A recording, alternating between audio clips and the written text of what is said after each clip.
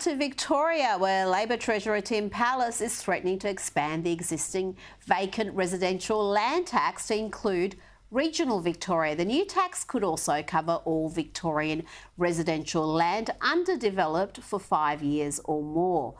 Victoria's debt is the highest of any state and by some margin, and the state government there is hooked on property taxes. Joining me to discuss this is Liberal MP McArthur. Bev, welcome to the program.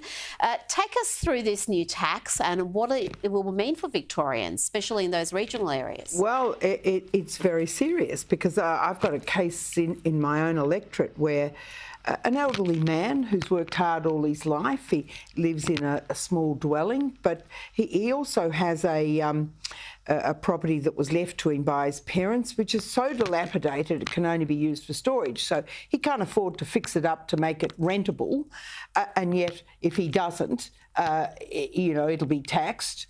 And he's got also some land that he was hoping to build a dream home on, but health and other issues have prevented him from doing it. So he's going to be taxed twice. It's just incredibly so the cruel. Land with the shed on it. Yeah. He's calling this no man's land because he can't lease out the shed. It's not up to code. We've got so many new regulations 135 new regulations. So he can't afford to spend the money to make it code compliant to lease out. And if he doesn't do that, he's hit with this additional tax that he can't afford. So essentially, he's got to sell this property, whether he wants to or not. Yes. This is the end result. This just seems to be milking property owners more and more. They seem to be hooked on these property taxes. Well, absolutely, because they think everybody's a rich land baron. Landlords are evil. We hear it every day from the Greens. But, it's interesting. I spoke on this bill today and the government didn't put it to a vote. Now, that clearly indicates that they haven't got the numbers on the crossbench.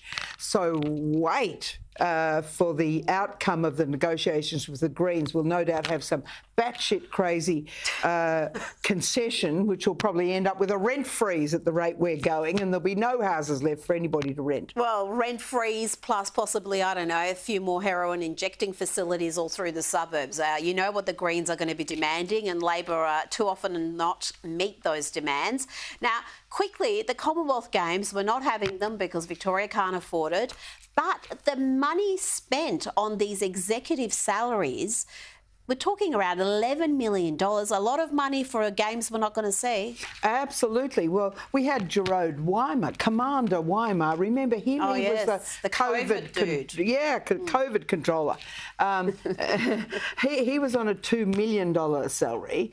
And then I discovered there was an Indigenous Affairs Director going to receive $250,000. Now, I'm not sure what Indigenous Affairs actually got activated in the whole thing, but that's down the gurgler. So, yes, a lot of money was spent on salaries, and I'm sure they all signed contracts, so I imagine they've all taken their salary because why would they give it up? I mean, none of them, all these highly paid executives, none of them could figure out that the state couldn't actually afford these games, that weren't going to be happening. That would have been a good little memo to circulate amongst these highly paid individuals. And I've got to ask you about the hospital sector. We've got our hospitals' massive waiting list. Those lockdowns did not help. They've been told to cut costs. They're already underfunded. Where's this going to come from? How are they going to cut their costs? That only means cutting services to patients. It can only mean that. But we've also got another tax. I mean, today we debated the 52nd and 53rd tax, but we've got a payroll tax on clinics. So we have learnt absolutely that this is going to mean the closure of some clinics, could mean the end of Medicare. Even the Federal Health Minister has said this is not good with their extra investment in Medicare. So they're not happy with this state government who are just addicted to taxes. They certainly are, and that debt looks like it's only going in the wrong direction. Bev McArthur, thank you so much for your time.